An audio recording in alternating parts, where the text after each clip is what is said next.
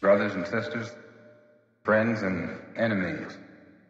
I want to point out first that I'm very happy to be here this evening. I was in a house last night that was on my own, but it didn't destroy all my clothes at all, but the only thing I could get my hands on before leaving was what I have on now. I just ask you to excuse my appearance. I don't normally come out in front of people without a shirt and a tie. Before I get involved in anything nowadays, I have to straighten out my own position, which is clear. I am not a racist in any form whatsoever.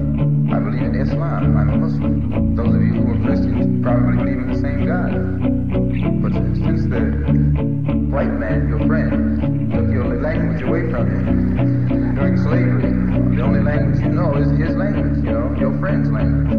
You call for the same God he calls for. When he's putting a rope around your neck, you call for God, he calls for God. You wonder why the ones you call on their answers. In Asia or the Arab world or in Africa, where the Muslims are, if you find one who says he's white, all he's doing is using an adjective. There's nothing else to it. He's just white.